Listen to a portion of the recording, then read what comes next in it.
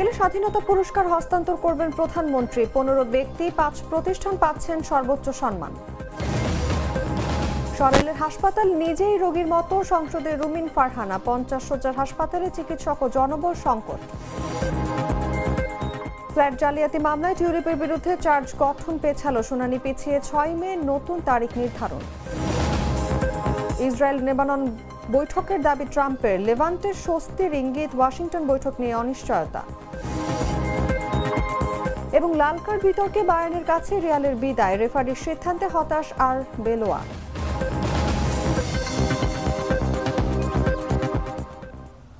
এতক্ষণ শুনছিলেন সংবাদ শিরোনাম। দর্শক, আমন্ত্রণ দুপুর 3টার সংবাদে। সঙ্গে আছি আমি অনুভা বিশ্বাস। পেটে একাকার হয়ে ওঠা প্রাণ লেয়ার সম্পর্কের মিষ্টি ম্যাজিক। চলে যাচ্ছি বিস্তারিত খবরে। জাতীয় পর্যায়ে গৌরবোজ্জ্বল ও কৃতিত্বপূর্ণ অবদানের স্বীকৃতি স্বরূপ দেশের 15 জন বিশিষ্ট ব্যক্তি ও 5 প্রতিষ্ঠানকে স্বাধীনতা পুরস্কার 2026 তুলে দেবেন প্রধানমন্ত্রী তারেক রহমান।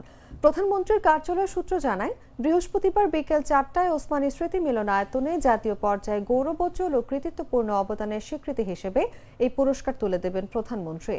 এবছর স্বাধীনতা, গণতন্ত্র, নারী শিক্ষা সহ দেশ গঠনে সার্বিক অবদানের জন্য প্রয়াত প্রধানমন্ত্রী খালেদা জিয়াকে স্বাধীনতা পুরস্কারের জন্য মনোনীত করা হয়েছে। এছাড়াও 15 জন বিশিষ্ট ব্যক্তি ও 5 প্রতিষ্ঠানকে স্বাধীনতা পুরস্কার 2026 দেওয়ার সিদ্ধান্ত নিয়েছে সরকার। বেগম খালেদা জিয়া ছাড়াও স্বাধীনতা পুরস্কারের জন্য মনোনীত হয়েছেন অন্য 14 ব্যক্তি। স্বাধীনতা পুরস্কার দেশের সর্বোচ্চ জাতীয় ও রাষ্ট্রীয় পুরস্কার। স্বাধীনতা ও মুক্তিযুদ্ধ সহ বিভিন্ন ক্ষেত্রে অবদানের স্বীকৃতি হিসেবে এই পুরস্কার দেয়া হয়। সরকার 1977 সাল থেকে প্রতি বছর স্বাধীনতা দিবসের প্রাক্কালে এই পুরস্কার দিয়ে আসছে। স্বাধীনতা পুরস্কারের ক্ষেত্রে পুরস্কারপ্রাপ্ত ব্যক্তিকে 5 লাখ টাকা, 18 ক্যারেট মানের 50 গ্রামের স্বর্ণ পদক, পদকের একটি রেপ্লিকা ও একটি সম্মাননা পত্র দেয়া হয়। ব্রাহ্মণবাড়িয়ায় নিজ সংসদীয় এলাকা সরাইলের হাসপাতাল নিজেই রোগীর মতো বলে অভিযোগ জানিয়েছেন ব্রাহ্মণবাড়িয়া 2 আসনের সংসদ সদস্য রুমিন ফারহানা। বৃহস্পতিবার সকালে সংসদে তিনি কথা বলেন। হাসপাতালটা নিজেই একটা রোগীর মতো। 10 কোটি টাকা ব্যয়ে একটা 6 তলা ভবন নির্মাণের পরিকল্পনা নেওয়া হয়েছিল, কিন্তু 5ই আগস্টের পর ঠিকাদার পালিয়ে গেছে। মাননীয় স্পিকার, আমাদের ব্রাহ্মণবাড়িয়া জেলার সরাইল উপজেলার 9টি ইউনিয়নে প্রায় 3.5 লক্ষ মানুষের জন্য একটি হাসপাতাল আছে, যেটি মাত্র 50 শয্যা বিশিষ্ট, এবং সেই হাসপাতালটা নিজেই একটা রোগীর মতো। কারণ এখানে প্রয়োজনীয় সংখ্যক চিকিৎসক, কর্মচারী, চাহিদা মাফিক ওষুধ, অত্যাধুনিক যন্ত্রপাতি, এই সকল কিছুর সংকট বিদ্যমান। আমাদের এই হাসপাতালটিতে 10 কোটি টাকা ব্যয়ে একটা 6 তলা ভবন নির্মাণের পরিকল্পনা নেওয়া হয়েছিল, কিন্তু 5ই আগস্টের পর ঠিকাদার পালিয়ে গেছে। মাননীয় স্পিকার, সো এখন ওই পুরনো দোতলা যে ভবন, যেটি এমনি ভবনটি দেখলেই রোগাক্রান্ত মনে হয়, সেই ভবনটিতেই কাজ চালানো হচ্ছে। জানা গেছে এই হাসপাতালে কনসালটেন্ট সহ চিকিৎসকদের 9টি, নার্সের 6টি, মেডিকেল টেকনোলজিস্টের 2টি, ফিল্ড স্টাফের 15টি, স্বাস্থ্য সহকারী 8টি এবং আদার্স 19টি, প্রেষণে থাকা পদ সহ 64টি পদ শূন্য রয়েছে। বিগত আওয়ামী লীগ সরকারের আমলে রাজনৈতিক উদ্দেশ্যে দায়ের করা হয়রানিমূলক মামলাগুলো প্রত্যাহারের বিষয়ে সরকার সম্পূর্ণ সচেতন এবং এই লক্ষ্যে কার্যকর পদক্ষেপ গ্রহণ করা হয়েছে বলে জানিয়েছেন আইন, বিচার ও সংসদ বিষয়ক মন্ত্রী মোহাম্মদ আসাদুজ্জামান। বৃহস্পতিবার জাতীয় সংসদের অধিবেশনে প্রশ্নোত্তর পর্বে সংসদ সদস্য মোহাম্মদ মনোয়ার হোসেনের এক প্রশ্নের লিখিত জবাবে আইনমন্ত্রী একথা জানান। Deputy speaker barrister Kaiser Kamal অধিবেশনে সভাপতিত্ব করেন। আইনমন্ত্রী আসাদুজ্জামান জানান, বিগত আওয়ামী লীগ সরকারের আমলে রাজনৈতিক উদ্দেশ্যে দায়েরকৃত হয়রানিমূলক মামলাগুলো প্রত্যাহারের বিষয়ে বর্তমান সরকার সম্পূর্ণ সচেতন এবং এই লক্ষ্যে কার্যকর পদক্ষেপ গ্রহণ করা হয়েছে। এর পূর্বে অন্তর্বর্তীকালীন সরকার রাজনৈতিক হয়রানিমূলক মামলা প্রত্যাহারের জন্য একটি কমিটি গঠন করেছিল। ওই কমিটির নীতিগত সিদ্ধান্ত অনুযায়ী কোনো হত্যা মামলা প্রত্যাহার করা হয়নি।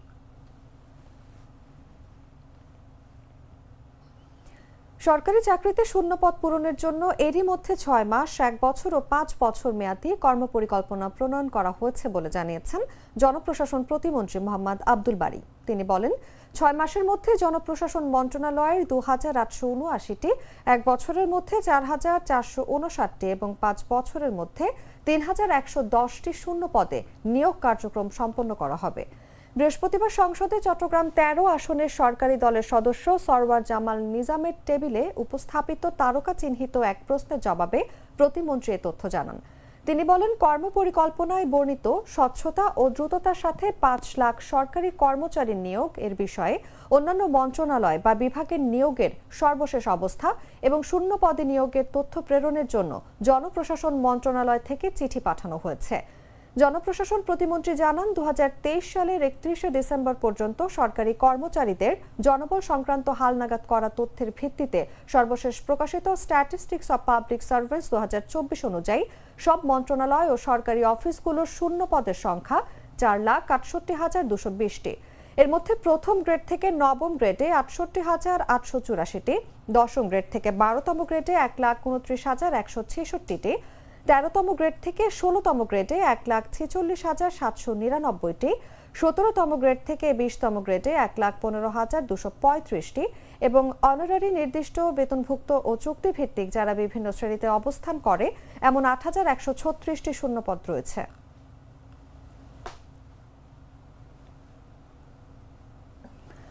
অবৈধভাবে ফ্ল্যাট গ্রহণের অভিযোগে দায়ের করা মামলায় টিউলিপ রিজওয়ানা সিদ্দিক ও রাজউকের সাবেক সহকারী আইন উপদেষ্টা সর্দার মোশাররফ হোসেনের বিরুদ্ধে চার্জ গঠন বিষয়ে শুনানির তারিখ পিছিয়ে আগামী ৬ মে নির্ধারণ করেছেন আদালত। বৃহস্পতিবার ঢাকার বিশেষ জজ ৫ আদালতের বিচারক মোহাম্মদ আবদুল্লাহ আল মামুন শুনানি শেষে নতুন এই তারিখ ধার্য করেন। এর আগে গত ১৮ ফেব্রুয়ারি আদালতে টিউলিপ রিজওয়ানা সিদ্দিক ও সর্দার মোশাররফ হোসেনের বিরুদ্ধে দাখিল করা অভিযোগপত্র আমলে নিয়ে তাদের বিরুদ্ধে গ্রেফতারি পরোয়ানা জারি করেন। পরবর্তীতে ২৬ ফেব্রুয়ারি দুর্নীতি দমন কমিশনের তদন্ত কর্মকর্তা একে মর্তুজা আলী সাগর টিউলিপকে গ্রেফতারের লক্ষ্যে ইন্টারপোলের মাধ্যমে রেড নোটিশ জারির আবেদন করলে আদালত তা মঞ্জুর করেন। মামলার অভিযোগে বলা হয়েছে, আসামিরা পরস্পরের যোগসাজশে ক্ষমতার অপব্যবহার করে ঢাকার গুলশান ২ এলাকায় ইস্টার্ন হাউজিং লিমিটেডের একটি ফ্ল্যাট কোনো অর্থ পরিশোধ ছাড়াই দখল করে পরে নিজেদের নামে রেজিস্ট্রি করেন। গত বছরের ১৫ এপ্রিল টিউলিপ রিজওয়ানা সিদ্দিক, সর্দার মোশাররফ হোসেন এবং রাজউকের সাবেক কর্মকর্তা শাহ মোহাম্মদ খসরুজ্জামানের বিরুদ্ধে মামলাটি দায়ের করে দুদক। পরে তদন্ত শেষে ১১ ডিসেম্বর দণ্ডবিধির একাধিক ধারা ও দুর্নীতি প্রতিরোধ আইনে তাদের বিরুদ্ধে অভিযোগপত্র দাখিল করা হয়। গ্লিটারের টুইন লেমন ও অ্যান্টিব্যাকটেরিয়াল ফর্মুলা বাসনকে চকচকে জীবাণুমুক্ত করে আমাদের দেয় গ্লিটার গ্যারান্টি। শত বছরের পুরনো রেলওয়ে আবাসিক কোয়ার্টার একসময় ছিল কর্মকর্তা কর্মচারীদের বসবাসের ঠিকানা, কিন্তু আজ সেই ইতিহাসের শহরই যেন পরিণত হয়েছে এক ভুতুরে নগরীতে। লালমনিরহাট রেলওয়ে বিভাগের প্রায় ৯০০ কোয়ার্টারের মধ্যে প্রায় ৭০০টি এখন বেদখল। ঝুঁকিপূর্ণ এসব ভবনের ভেতরে চলছে অবৈধ দখল আর অভিযোগ, রাত নামলেই বসে মাদকের আসর। বিস্তারিত জাগো ডেস্ক রিপোর্টে। লালমনিরহাট রেলওয়ে শহর ব্রিটিশ আমলে গড়ে ওঠা এক ঐতিহ্যবাহী জনপদ। স্টোর পাড়া, ড্রাইভার পাড়া, বাবু পাড়া, সাহেব পাড়া সহ বিভিন্ন এলাকায় নির্মিত হয়েছিল শত শত স্টাফ কোয়ার্টার। কিন্তু সময়ের সঙ্গে সঙ্গে রক্ষণাবেক্ষণের অভাবে জীর্ণ হয়ে পড়ে এসব ভবন। দেয়ালে ফাটল, ভেঙে পড়া ছাদ, জানালা দরজা হারিয়ে এখন এগুলো পরিণত হয়েছে পরিত্যক্ত কাঠামোয়। স্থানীয়দের অভিযোগ, প্রায় ৪০ বছর ধরে এসব ঝুঁকিপূর্ণ ভবন দখল করে বসবাস করছে বহিরাগতরা। কেউ মাসিক ভাড়ায়, কেউ বা অলিখিত সমঝোতায়, অথচ সেই ভাড়ার কোনো টাকাই যাচ্ছে না সরকারি কোষাগারে। রেলের ভবনটাতে প্রায় রাতের মধ্যে মসজিদের পাশে বা অনেক ধরনের নেশাখোর, অনেক ধরনের বাসভবন হয়ে গেছে বা নেশাখোরের জন্য ওখানে থাকা যায় না, এমনও মানুষ হয়, আতঙ্কের মধ্যে যাইতে হয় বা কারোর সাথে কোনো জিনিস হাতে থাকলে তাও তারা ভয়ে এখান থেকে যেতে পারে। সরেজমিনে দেখা যায় অনেক ভবনের ছাদ ধসে পড়েছে, কোথাও আবার গাছপালা জন্মে গেছে দেয়ালের ফাঁকে ফাঁকে। বিদ্যুৎ সংযোগবিহীন এসব ভবনে সন্ধ্যার পর তৈরি হয় অন্ধকার ও আতঙ্কের পরিবেশ। স্থানীয়দের অভিযোগ, রাতে এসব পরিত্যক্ত ভবনে চলে মাদক সেবন ও অসামাজিক কার্যকলাপ। বিশেষ করে স্টেশন সংলগ্ন কিছু কোয়ার্টার এখন স্থানীয়দের কাছে নো গো জোন হয়ে উঠেছে। প্রমাণ তো এটা নাকি শুনছি আমি, নাকি অকশন হয়েছে, এটা তো ভাঙতেছে না, বহুদিন থেকেই পড়ে আছে। অবতপ্ত হলে মনে করেন অনেকে একবার পিঠে হইল, ছেলেপেলেরা এখানে আড্ডা মারে, এখানে নিশে করে। শুধু দখলই নয়, ঝুঁকিপূর্ণ এসব ভবন যে কোনো সময় ধসে বড় ধরনের দুর্ঘটনার কারণ হতে পারে, এমন আশঙ্কাও প্রকাশ করছেন স্থানীয়রা। এদিকে রেল কর্তৃপক্ষ বলছে বারবার উচ্ছেদ অভিযান চালানো হলেও পুরোপুরি দখলমুক্ত করা সম্ভব হচ্ছে না। একই সঙ্গে ভবনগুলোর সংস্কার ও পুনর্গঠনের প্রস্তাব ঊর্ধ্বতন কর্তৃপক্ষকে জানানো হয়েছে। একসময় রেল শহর লালমনিরহাট আজ যেন ইতিহাসের ছায়ায় ঢাকা এক ভুতুড়ে নগরী। প্রশ্ন এখন একটাই, এই 100 বছরের পুরনো কোয়ার্টারগুলো কি আদৌ দখলমুক্ত হয়ে নতুন করে ফিরতে পারবে নিরাপদ শহরের রূপে? নিউজ ডেস্ক, জাগো নিউজ। প্রাণ কফি ক্যান্ডি, কররা কফি, কঠিন স্বাদে, হাইকে বলো বাই। জানাবো আন্তর্জাতিক সংবাদ।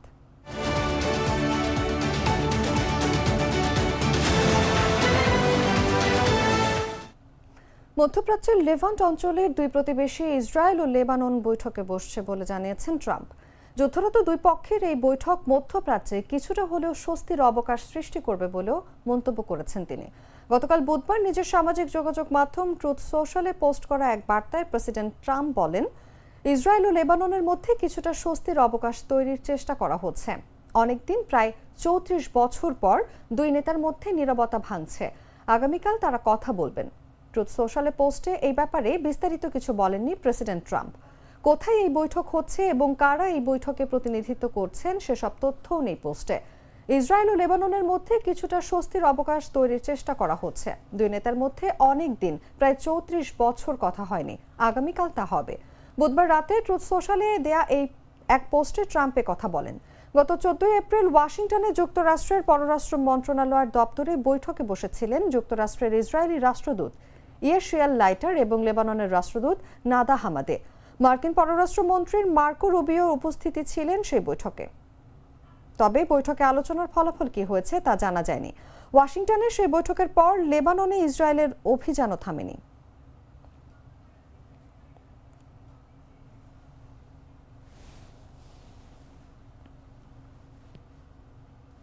সংবাদ শেষ করব খেলার খবর জানিয়ে।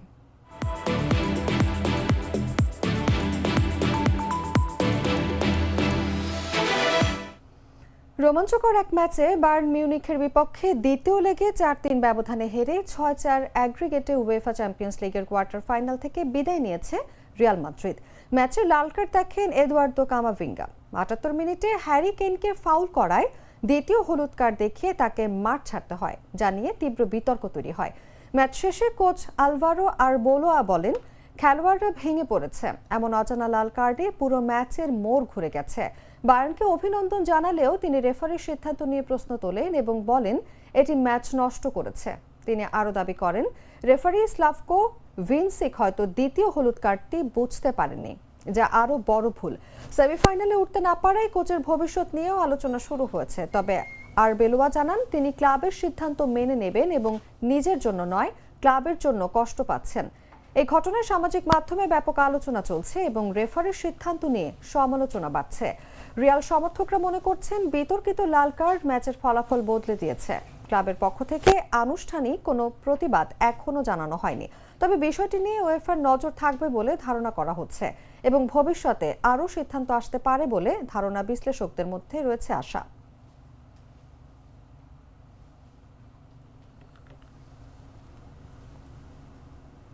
সংবাদ শেষ করার আগে শিরোনামগুলো জানিয়ে দিচ্ছি আরও একবার।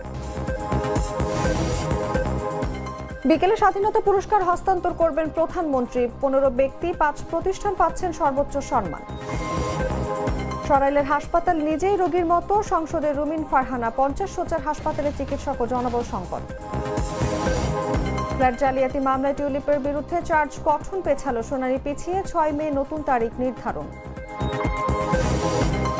ইসরায়েল লেবানন বৈঠকের দাবি ট্রাম্পের, লেভান্টে স্বস্তির ইঙ্গিত। ওয়াশিংটন বৈঠক নিয়ে অনিশ্চয়তা। এবং লাল কার্ড বিতর্কে বায়ার্নের কাছে রিয়ালের বিদায়, রেফারির সিদ্ধান্তে হতাশ আরবোলোয়া।